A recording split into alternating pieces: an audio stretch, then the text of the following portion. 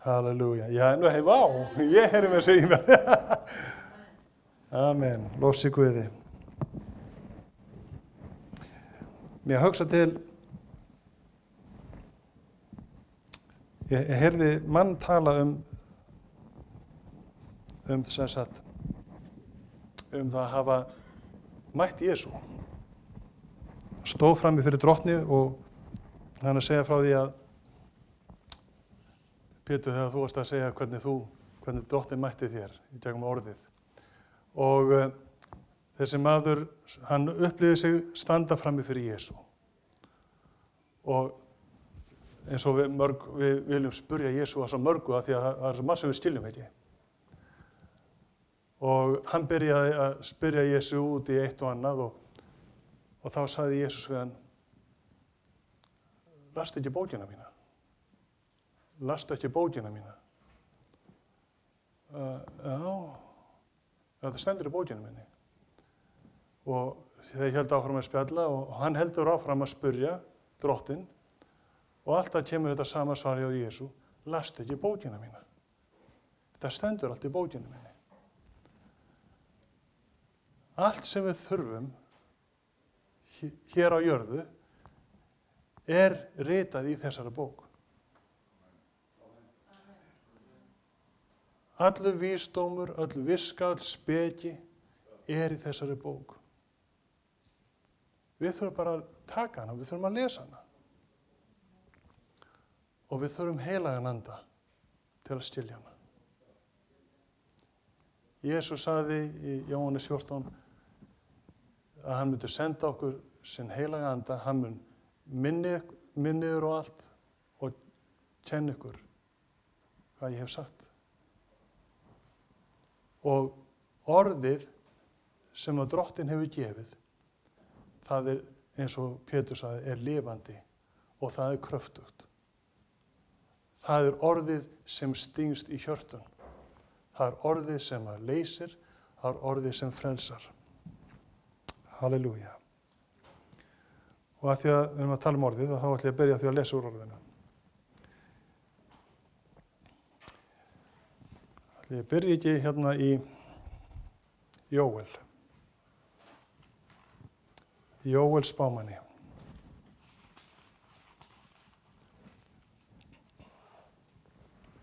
En síðar meir mun ég úthella anda mínum yfir allt hold. Þetta í 3. kaflanum, 1. vers. Í íslensku þýðingu, í erlendri þýðingu þá þetta 28. vers. Í 2. kaflanum. En síðar meir mun ég úthella anda mínum yfir allt hold, synir yðar og dætur yðar munu spá, gamalmenni yðar munu dreyma, ungmenni yðar munu sjá sjónir. Já, einnig yfir þræla og ambáttir mun ég á þeim dögum úthella anda mínum.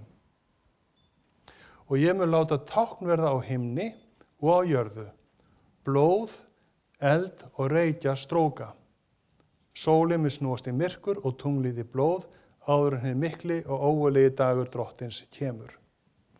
Og hver sem ákallar nafn drottins mun frelsast. Halleluja. Drottinn minn, ég þakka þér fyrir orðið þitt. Og ég bið þig, drottinn minn, að gefa mér það sem að hvílir á þínu hjarta. Drottinn, að þú leggir inn í hjörtu okkar, líf okkar, það sem að þú vilt gefa okkur. Í Jesú nafni. Í Postulasögunni, í 1. kaflanum, þar lesum við það að, sem sagt,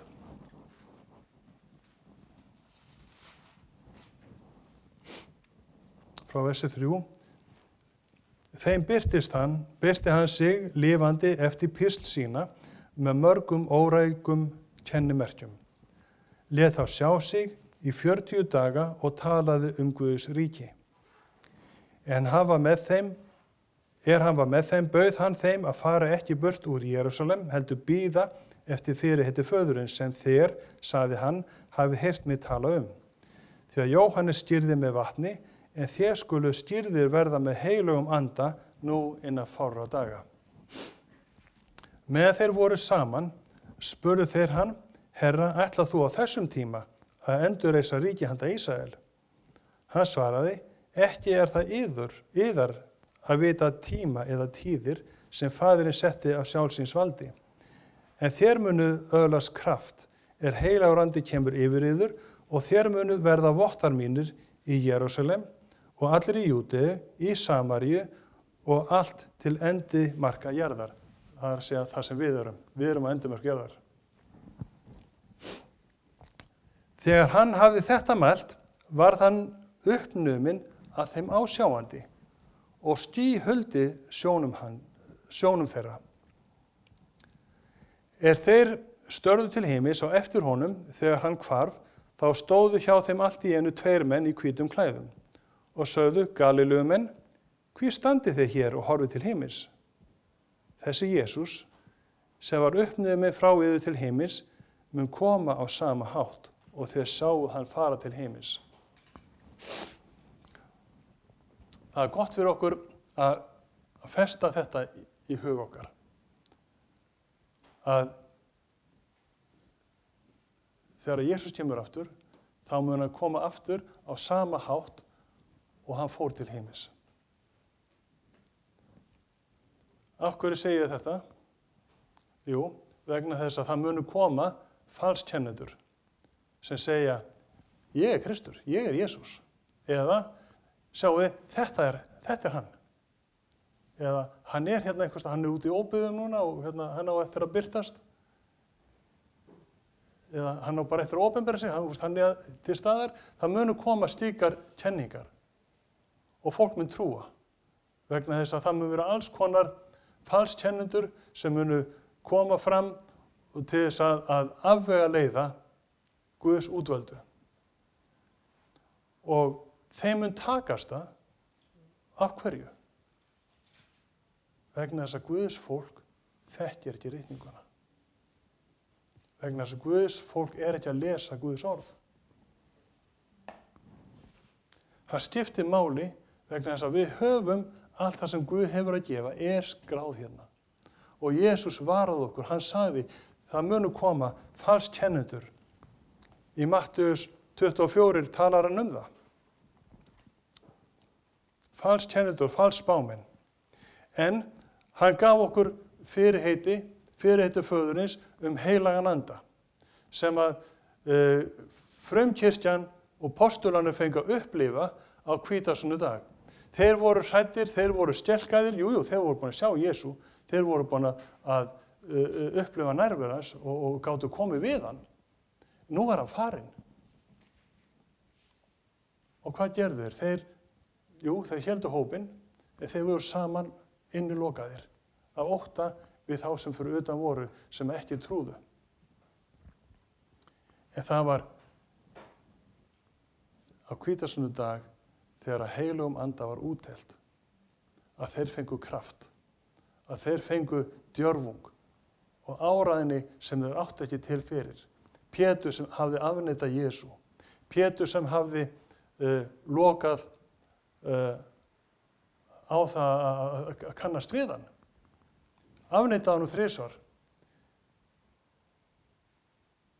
Nú stóð hann upp og steig fram og predikaði fagnaðarerindið af krafti. Og hugsa ykkur, fyrsta predikunin á fyrstu samkomunni frelsuðu snarins 3000 manns. Halleluja. Og það var ekki bara Pétur, það voru allir, þessi 120, þeir fylltust allir heilugum anda og krafti. Og þeir fóru inn í musteri, þeir fóru að kenna, fóru að tala Jesú við fólkið. Þeir voru teknir, Pétur og Jóhannes, þeir voru færðir fyrir æðstu prestana og öldungana og farisjana. Og þeim var bannað, þeir voru húðstriktir og þeim var bannað að tala þetta nafn. En þegar þeir komu saman aftur, þá sögðu þeir vinum sínum frá því hvað við hafði borið og þeir ákvölluðu Drottinn og segðu Drottinn, gefðu þjónum þínum djörfung til þess að tala orð þitt óttalaust. Og staðfestu orðið með táknum og undrum. Og hvað gerðist? Staðurinn hrærðist, það sem voru samankomnir og það fylltust heilugum anda. Maður getur fyllst oft heilugum anda, ekki bara einu sinni, maður getur alltaf verið að fyllast heilugum anda, halleluja. Og það er það sem Guð vil gera. Hann vil gefa okkur heilagan anda, hann vil gefa okkur áræðni, hann vil gefa okkur kraft. Hann vil gefa okkur það sem við þurfum til þess að trú okkar uppörvist, til þess að aðrir megi sjá að Jesús lifir. Fyrir 3 árum núna í sumar þá vorum við Laufi á samkomu í Kópavogskirkju,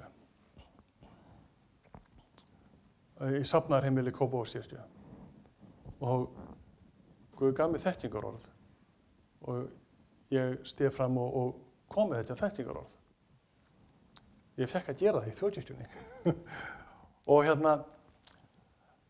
fram stigu maður, fullorðinn maður. Þekkingarorðið var eitthvað þá leið að það var eitthvað varðandi hægra nýra þess. Og eitthvað sem einhver vandræði tengt hægra nýranu. Og hann kemur fram og hann vildi, áður en fyrir að biðja fyrir honum, að við bæðum fyrir barnabarnarnas, dóttursyni hans.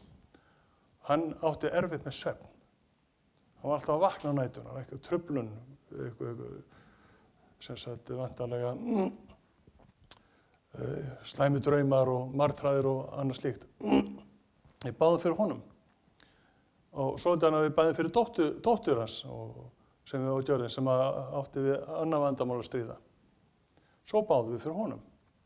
Málið var það að hann sagði okkur síðan meir að hann var með æxli, krabbameinsæxli sem þrýst á nýrað og þrýsti á blöðruna og hann þurfti á hverri nóttu að fara á klósettið á 1,5 til 2 tíma fresti.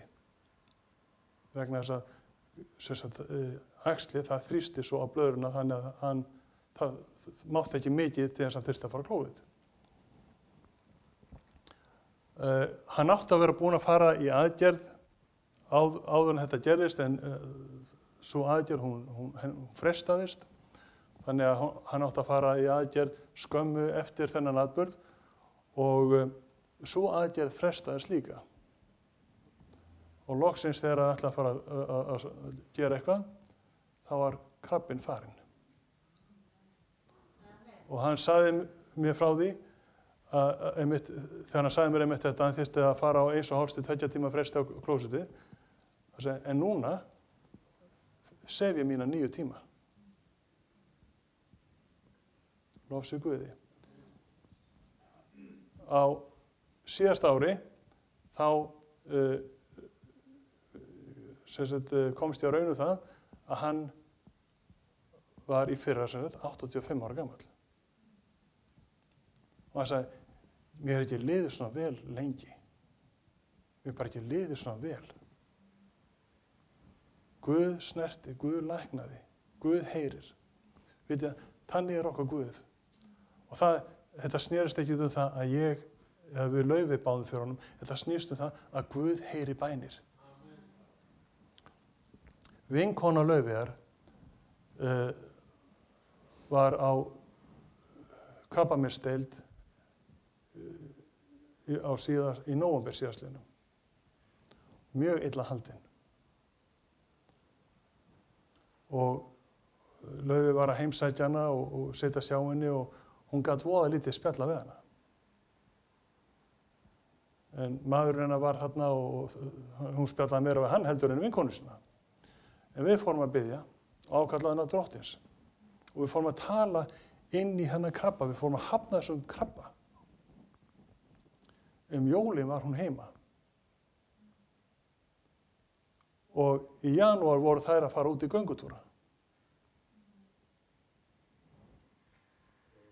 Af hverju? Af því að Guð heyri bænir. Vegna þess að það er líf í orði Guðs. Vegna þess að orð Guðs er lifandi og það er kröftugt. Guð heyrir. Guð er máttugur. Hann hefur allt vald á himni og jörðu. Ég reyna að fara eins oft og ég geta í Friðrikskapellu í hádeginu á miðvikudögum. Þar koma menn og konur saman úr öllum kirkjum og kirkjudeildum til þess að biðja fyrir þjóðin okkar. Fyrir nokkrum árum síðan þá kem ég, Friðrikskapella þarna við Valsheimilið, við Hlíðarenda í Reykjavík og til þess að komast inn í kapelluna þá þurfum við að fá lykil inn í Valsheimilinu og sækja þangað og stela honum þangað aftur. Svo vill það stundum bregða við að það gleymist að stela lyklinum. Og þegar ég kem þetta fyrir nokkrum árum síðan á miðvikudegi og þá hópur farin að myndast þarna fyrir framan og Erik Guðmundsson sem prestur aðventista sagði, já, við verðum bara að biðja hérna úti. Við komumst ekki inn. Svo ég sagði, nei, við bara förum inn. Ég lagði hendur mínar á hurðina og sagði, opnist þú í Jesú nafni. Svo bara stakk ég hendur mínar í vasan og hurði, já, ég er með lykla. Aðtóðið hvort þetta virki eitthvað. Og ég ætla að stinga fyrsta lyklunum inn og nei, hann vildi ekki eins og rúlla inn. Það var bara fast og ég gat ekki stungið hann inn. Svo ég tók lykilinn sem að vera íbúðunum minni heima. Lykillinn, hann rann inn og það opnaðist. Þið áttu að sjá svipinn á fólkinu sem var það í kring. Það var búið að hugsa, hvað er hann að gera, hvað þykist hann vera að gera? Nei.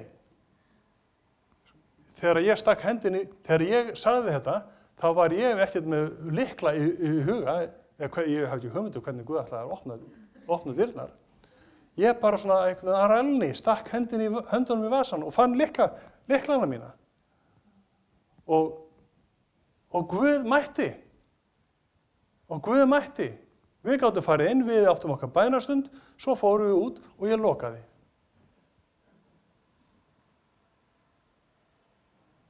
Hvað ætli séu mikla líkur á að ég hafi verið með rétta lykil? Hann hefur lykil með Helju, þannig að hann var Drottinn, hann vissi það. Ég vissi það ekki, ég hafði ekki hugmynd hvernig hann ætlaði að fara að opna. En hann hafði áætlun og hans áætlun stendur. Guð er megnugur. Þegar við getum ekki, þá getur hann. Þegar við sjáum ekki leið út, þá sér hann leið út. Það var núna hann Gísli Óskars, bróðir Snorra Óskars, var með okkur á bænastundin í Fíladelfíu á miðvikudagskvöldi núna fyrir 2-3 vikum síðan. Hann sagði okkur frá því að hann var staddur í Hollandi fyrir einhverjum árum síðan. Þar kynntist hann frænda Corrie ten Boom. Munið hver Corrie ten Boom var. Já. Og hann sagði Gísla sögu af því að hann var einhvern tímann staddur í Karabíska hafinu. Og einhverju eyju þar. Og ég man ekki hvaða eyja það átti að hafa verið, en það skiptir ekki máli. En hann er svona bara að lofa Guð, er á ferð og er að lofa Guð og ég held að hann segi bíl og Guð segir hann, talaðu við þennan mann þarna. Og hann stoppar og bendir manninum á að koma til sín og hann fer að tala við hann á spænsku og hinn er bara alveg skilur ekki orð, greinilega. Svo hann fór að prófa önnur tungumál, þau tungumál sem hann kunni, hann fór að athuga hvaða tungumál ætli hann tali og fór að prófa ýmis tungumál sem hann hafði svona einhver Guten Tag eða Buenos Dias eða eitthvað svona skiljiði, það sem hann kunni og það var ekkert, hann skildi ekki orð. Og hann segi, Guð, hvort að láta mig stoppa hérna til að tala mann og hann skilur mig ekki? Hvað ætli Guð hafa sagt við hann? Til hvers heldur hefur gefið tungutalið? Og hann fór að tala við hann í tungum. Hann vissi ekkert hvað hann var að segja, en tárin fór að streyma. Og hann var greinilega snortinn. Og þegar tungutalið var búið, þá tók maðurinn með báðum höndum utan höndan hans og sagði eitthvað sem hann vissi ekki hvað hann sagði. Hann sagði, ég hlakka til að koma til himins til að vita hvað maðurinn sagði. En sjáu þið, það er ekki bara út í bláinn að Guð gefur okkur tungutal. Það er bara ekki út í bláinn að Guð gefur okkur orðið sitt. Það er ekki út í bláinn að hann hefur gefið okkur fyrirheiti. Því að Guð er almáttugur Guð sem elskar okkur og hann elskar alla menn og þráir að allir komist til þekkingar á sannleikanum.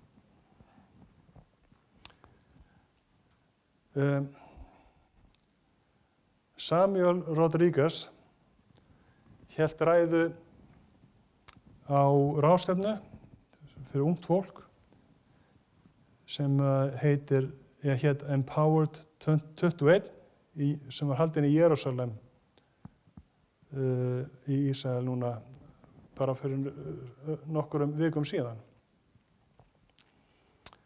Hann sagði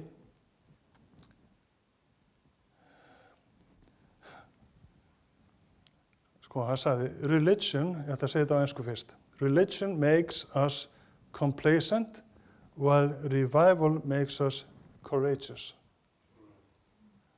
Sem sagt, trúrækni gerir okkur kærulaus, meðan vakning gefur okkur kraft. Svo segir hann, today's complacency is tomorrow's captivity. Sem þýðir það, ef við erum kærulaus í dag, þá verðum við fangar þess, verðum fjötruð af því á morgun. Þegar að áreinir, þá verðum við fjötruð ef við erum kærulaus í dag.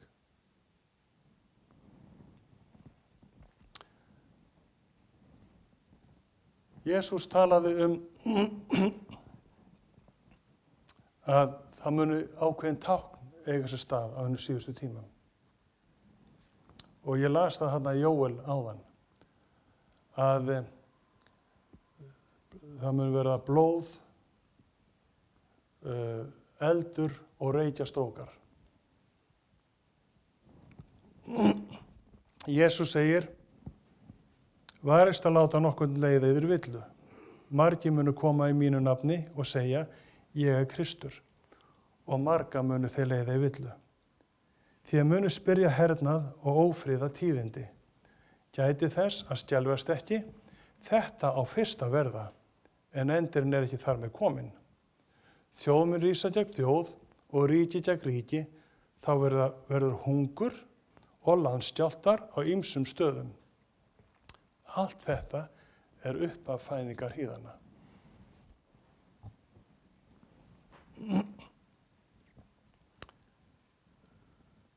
Stríð voru mörg á síðustu öld, styrjaldir.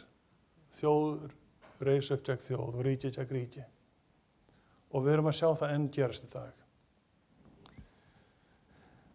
En það eru fleiri hlutir að gerast sem að í heiminum sem að Drottinn vill að við séum vakandi fyrir. Í 8. kaflanum í Rómverjabréfinu segir frá versi 19, því að sköpunin þráir að Guðs börn verði opinber. Sköpunin, hvað er það? Það er jörðin, það er náttúran. Sköpunin, hún þráir að Guðs börn verði opinber. Hvað þýðir það? Það þýðir það að við séum það fólk sem Guð ætlar okkur að vera. Að það sé eftir okkur tekið. Að við opinberust fyrir heiminum. Sköpunin var undir fallvalleikunum, ekki sjálfvilju heldur vegna hans sem varp henni undir hann. Í von að jafnvel sjálfsköpunin muni verða leyst úr ánauð forgengjuleikans til dýrðafrelsis Guðs barna. Það segja að Guð ætlar að endurleysa og endurreisa jörðina. Eins og hann ætlar að endurreisa og endurleysa sitt fólk. Við vitum að öll sköpunin stynur líka og hefur fæðingarhríðir allt til þessa. En ekki einungis hún, heldur og vér, sem höfum frumgróða andans jafnvel vér stynjum með sjálfum oss, meðan vér bíðum þess að Guð gefi oss barna rétt og endurleysi líkama vora.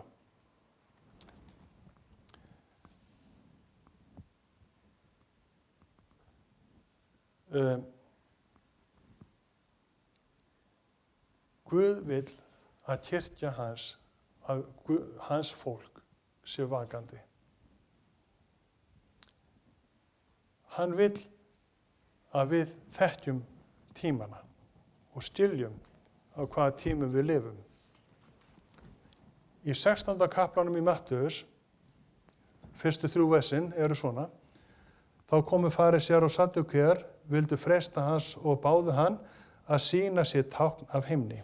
Hann svaraði þeim: Að kveldi dags segi þér, það verður góðviðri þegar roði er á lofti. Og að morgni illviðri í dag, himinin er rauður og þungbúinn. Útlit loftsins kunni þeirra ráða, en ekki tákn tímanna. Kunnum við, Guðs fólk í dag, að lesa í tákn tímanna? Við vitum kannski ekki nákvæmlega hvað er átt við með tákn tímanna. Nei, ég skal aðeins koma inn á það.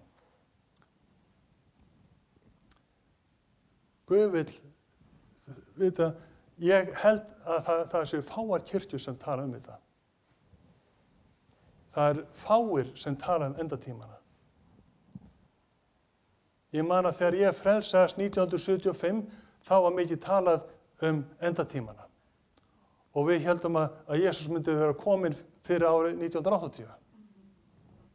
Ég trúi því þá. Það gerðist ekki. Ég hélt að það myndi koma fyrir 1990. Það gerðist ekki. Við erum enn hérna árið 2015. En áttu við að hætta og bara segja: ég gefst upp, ég nenni ekki að bíða eftir að hann kemur bara einhvern tímann. Nei, hann segir okkur að vera viðbúinn. Hann segir okkur að vera vakandi. Hann segir: þegar þið sjáið þessar hluti gerast, þá vitið að tíminn er í nánd. Og hvað er að gerast? Það er mikið af hlutum að gerast í heiminum sem að aldrei rata inn á íslenska fréttamiðla. Og erlendi fréttamiðlar sniðganga líka.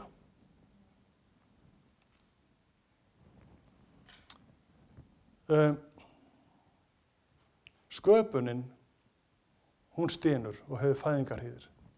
Alveg svo þegar að kona er að fara að fæða. Hún er búin að ganga með í 9 mánuði. Svo allt í einu fær hún hríðir. Svo líður það hjá. Það líður hálftími. Og þá fær hún aftur. Og það líður hjá. Svo líða 25 mínútur. Og það líður hjá. Svo 20 mínútur. Og það komið inn yfir 5 mínútur. Og þá er eins og stöðugar hríðir. Hún finnur til og það er eitthvað að fara að gerast. Barn fæðist. Jesús líkti endatímanum við þetta. við fæðingarhríðir. Fyrst langt á milli, síðan styttist alltaf á milli hríðana. Og í dag gerast hlutir mjög hratt. Hlutir sem við höfum ekki verið að veita athygli. Vitið þið hversu mörg eldgos eru á jörðinni í dag? Samtímis. Hafið hugmynd um það?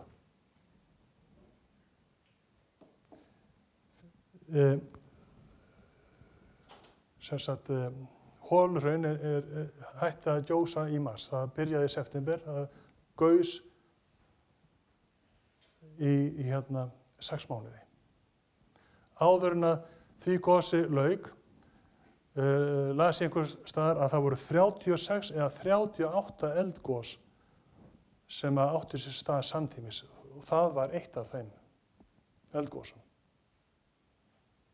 Núna fyrir nokkrum dögum síðan las ég að það eru 40 eldgos sem eiga sér stað samtímis í heiminum. Vissu þetta? Eyjafjallajökull gaus og spjó ösku upp í loftið og ef ég man rétt þá var talið að öskustrókurinn staðið 3 kílómetra í loftu upp. Þið kannski muni betur en ég, en þetta svona mér munar svona cirka bátur rétt. Í Suður Chile eldfjall og það eru búin að vera nokkur eldgos í Chile og Suður Chile. Þar eru eldfjall sem hefur verið að spúa upp ösku og reyk upp í 10 kílómetra hæð.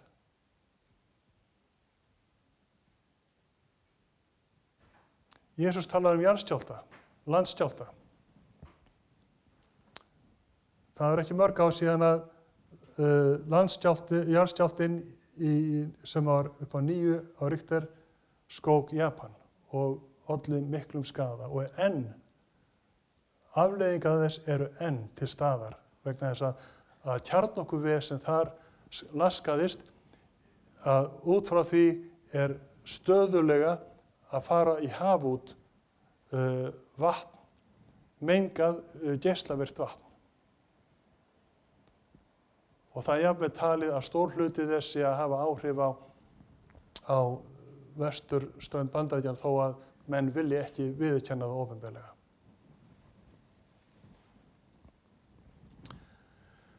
Í Nepal var jarðskjálfti fyrir stuttu síðan 2 reyndar stórir, pluss fullt af minni jarðskjálftum. Það var svolítið merkilegt að við þann jarðskjálfta að Búdda-musturinn þau hrundu. Þau hrundu öll. Það var bara, eins og Guð væri bara að hreinsa það í burtu. Það voru margir sem fórust í þessum musturum.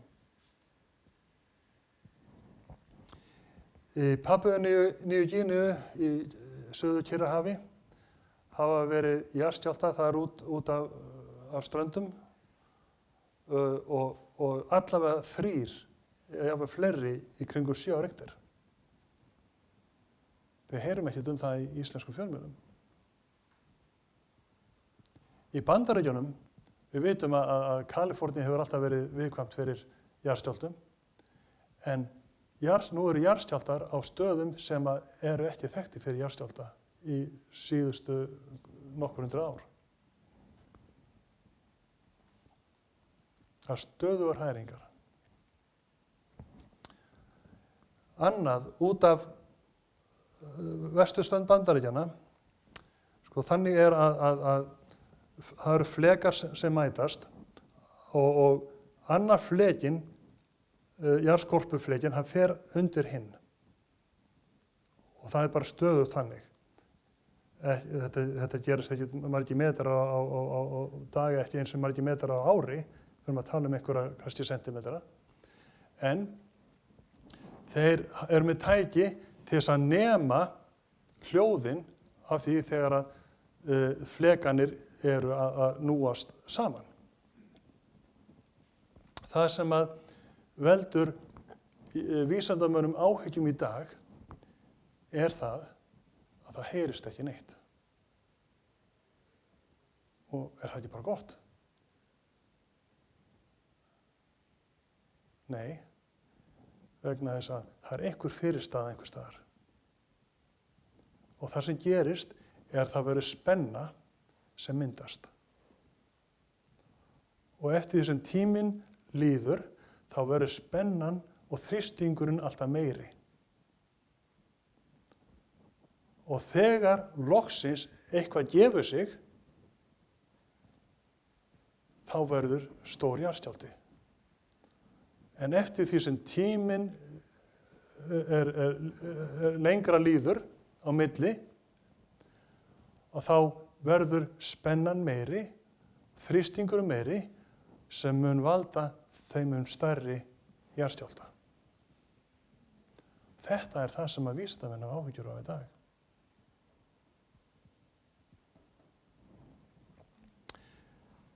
Við sjáum í náttúrunni tákn tímana, með þess að sólinni. Og það mikið talað til dæmis burt frá þessu sólinni, það eru alls konar loftsteinar, mikið á ferðinni í kringum jörðina, núna síðustu ár. Og í Rússlandi munið eftir fyrir 2 árum síðan, þegar kom loftsteinn inn í gufuhvolfið og sprakk og fólk sá blossa, það fór allir út í glugga að sjá hvað var að gerast. Og svo kom höggbylgjan á eftir og splundraði glerjunum og fólk fékk glerbrotin framan í sig. Þetta bara eitt af því sem að gerast. Eitt af mörgu sem að gerast. Tákn tímana. Og ef við bara lítum á þeim mannlega, þá sjáum við það að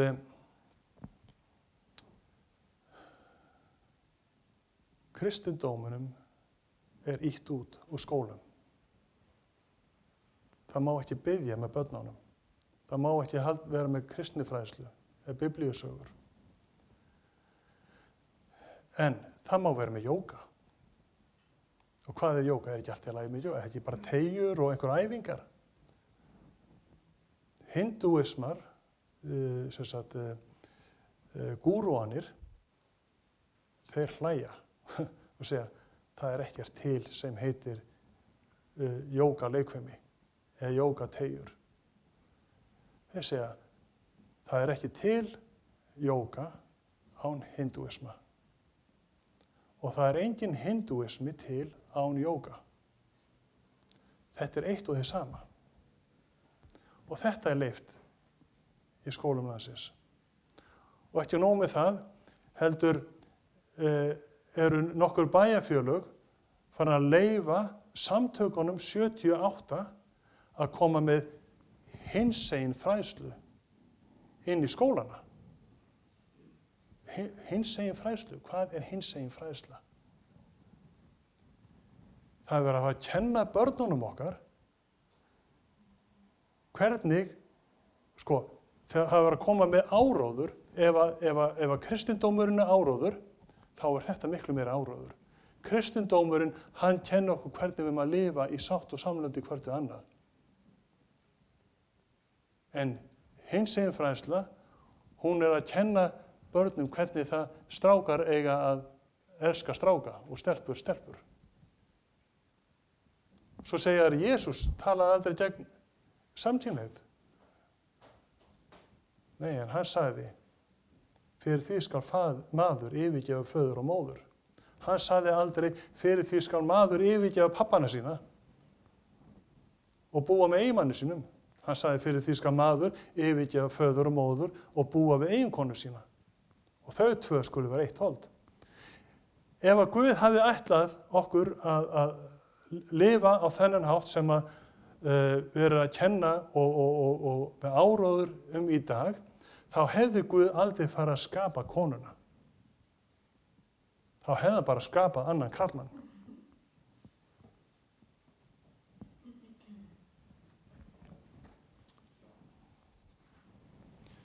En kirkjan af ótta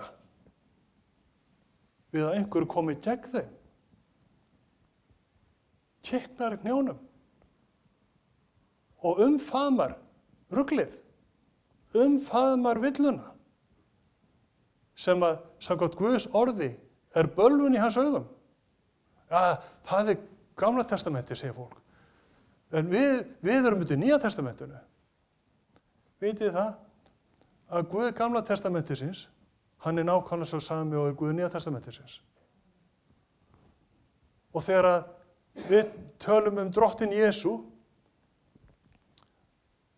að þá það hann sem til staðar við sköpun heimsins. Því að fyrir hann eru allir hluti gerðir og án hans var ekki neitt sem til Hann var við sköpun heimsins.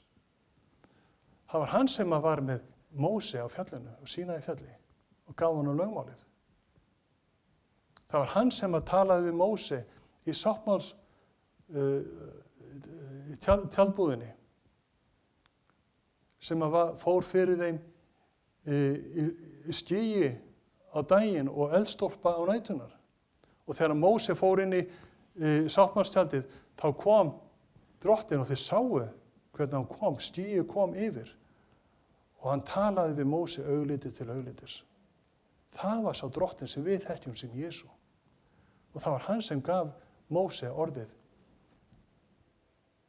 Og þar með að það sé bölvun í augum Guðs ef karlmaður leggst með karlmanni.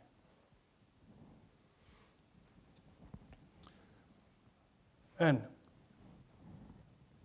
takið eftir, þú einmitt sagði þér rétt áðan, Þorsteinn. Við megum ekki hafa ákveðna skoðun og við megum ekki tala hana. Ef við höfum ekki pólitískan rétttrúnað, að þá höfum við engan rétt. Það stefnir í það. Það stefnir í það. Á Írlandi var verið að kjósa það daginn hvort að ætti að leyfa hjónaband samkynhneigðra. Og það var samþykkt. En vitið það að það voru þeir sem vildu ekki samþykkja og þeir fengu ekki að koma sínum áróðri til skila í gegnum fjölmiðla. Þeir fengu mjög lítinn tíma meðan að jásina fengu alla þann tíma sem þeir vildu. Og ekki nóg með það, heldur sá bandarísk stjórnvöld jásinum fyrir miklu fé til þess að nota í sinn áróður. Vegna þess að Obama, bandaríkjaforseti, hann allur fyrir þetta og það sem að menn vilja ekki, þess að menn hafa ekki viljað samþykkja þetta, þá hefur hann beitt þær þjóðir þrýstingi, miklum þrýstingi. Og hann hefur jafnvel komið því fyrir að forsetar eða forsetarsráðherrar í þeim löndum að þeim sé bara ýtt til hliðar. Þannig að við erum að horfa upp á, elskunar, við erum að horfa upp á tákntímana. Við erum að horfa upp á fæðingarhríðarnar. Það var svo tími að við sáum óveðurskýin í fjarska vera að myndast. Og við getum sagt að það var á 8. áratugnum. Þá sáum við í fjarska en svo hafa verið að nálgast okkur hægt og bítandi og við svona einhvern veginn sofnað á verðinum. Ég segi það fyrir sjálfa mig. Í dag eru óveðurskýin beint yfir höfð okkar. En sjáum við það, tökum við eftir þeim. Vitum við á hvaða tímum við lifum. Ég hef búin að tala lengi og ég hef margt að segja þetta ennþá, en ég ætla ekki að þreyta ykkur. Allt ræði Dóris, og ég halda það fram í klukkutíma viðbót. Sko, ég get farið út í það sem gerðist 11. september 2001 og sagði ykkur frá því. Og ég get sagt ykkur hvað gerðist 2008, 7 árum seinna. Og ég get sagt ykkur hvað er í aðsigi, af því að nú eru 7 ár liðin í haust. Á 7 ára fresti. Á 7 ára fresti er sabbatsár meðal gyðinga. Það þýðir það, þeir sá ekki, þeir uppstjör ekki, þeir sniðla ekki vinviðin, þeir hvíla jörðina. Síðasti dagur því ári heitir Elul 29. 29. dagur Elul. Það er síðasti dagur ársins, samkvæmt gyðingadagatalí. Og það er sá dagur sem að á 7 ára fresti, að ef ég hefði lánað Þorsteini 1.000.000 kall einhvern tímann og hann var búinn að borga mig 200.000 kall tilbaka 29. Elul mánaðar, þá er hann skuldlaus við mig. Þá skuldar hann mér ekki lengur 800.000 kall. Þá er öll skuld uppgefin. Það er þannig hljóðað Guðs heilaga orð. Þá á maður að gefa upp skuld þessum skuldamanni. En þannig höfum við ekki gert. Þannig að Drottinn hefur séð til þess, þannig, að það verður hrun á mörkuðum.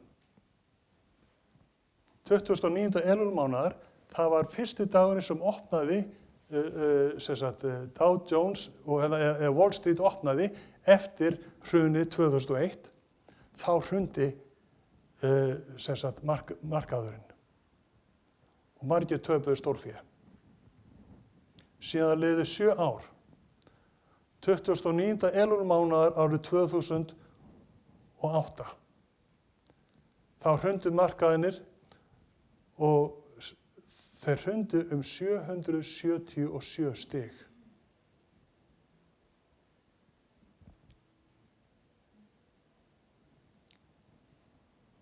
Í haust, núna, frá því í september síðastliðnum og þar til í september núna, er sabbatsár hjá gyðingum. Og í haust, í september, er 29. Elul mánaðar. Það verður fróðlegt að sjá hvað gerist þá. En það er ekki bara efnahagskerfið, það er svo margt sem að Guð er að hrista. Það er svo margt sem Guð er að hrista og Guð er að hrista kirkju sína líka. Og Guð er að opinbera óhreinleika og siðleysi innan kirkjunar. Og ef að við lifum ekki helguðu lífi, ef að við erum með eitthvað í pókahorninu sem ekki á að vera, þá mun Guð opinbera það. Þannig er það. Guð gerir það sem hann vil til þess að hans nafn verði upphafið, svo að hann verði veggsamlegur, til þess að við beinum sjónum okkar til Jesú. En hann gaf okkur fyrirheit það að á síðustu dögum áður en hann kemur, þá verður vakning. Og það verður stærri vakning á heimsvísu en nokkuð tíman hefur áður verið. Kirkjan á Vesturlöndum er að sofna, hún er að dofna, Guðs orð er ekki heiðrað í kirkju hans. Á sama tíma er Guð að mæta fólki í Miðausturlöndum. Það eru margir múslimar sem eru að fá sýnir og drauma af Jesú. Og margir múslimar sem eru að frelsast. Þeir kannski kom ekki mikið fram í dagsljósi vegna þess að það er stórhættulegt fyrir þá að gera það. Og í Indlandi meðal hindúista og meðal buddhista í Japan og víðar er fólk að sjá Jesú og það er að drauma Jesú. Það er bara það sem orðið ég var að lesa á hann. Menn munu sjá sýnir og menn munu fá drauma. Og það er það sem Guð er að gera. Og það er vakning, það er meiri vakning á meðal múslima heldur nokkuð staðar annar staðar. En það er bara eitt að fjalla. Það er ekki mjög margir sem vita þetta. Það er ekki mjög margir sem vita þetta. Það er ekki talað um þetta. En þeir sem vita, þeir láta vita af því. Og þetta er kynnt á á kristnum miðlum, en þetta er ekki kynnt á BBC eða CNN. Þar fáum við ekkert að vita nema það sem að pólitískur réttrúnaður kennir að vegum að vita. En þetta segi ég til þess að vekja okkur upp, til þess að hvetja okkur, til þess að vera vakandi, að þrýsta okkur nær Jesú og vita og þekkja tímana sem við lifum. Vegna þess að Jesús, hann kemur brátt. Ég veit ekki nákvæmlega hvenær, en tíminn er orðinn stuttur. Ísrael var til 1948. Það segir okkur að tíminn er mjög stuttur vegna þess að sú kynslóð sem að þá er uppi mun lifa endurkomu Jesú.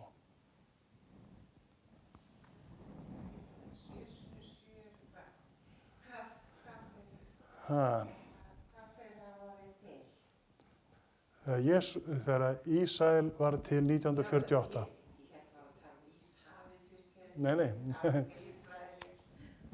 Halleluja. Drottinn minn, við þökkum þig fyrir orðið þitt sem að fræður okkur, sem kennir okkur, hjálpað okkur Drottinn til að skilja það sem þú vilt við okkur segja. Gefðu okkur opin augu og opin eyru. Gefðu okkur hjörtu sem eru móttækileg fyrir þín orði. Jesús, hjálpa okkur að elska þig meir en allt annað. Halleluja.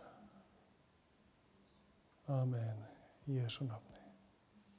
Amen. Ég byrja að fyrirgefa hvað ég tala lengi, mér hætti til að gera það stundum.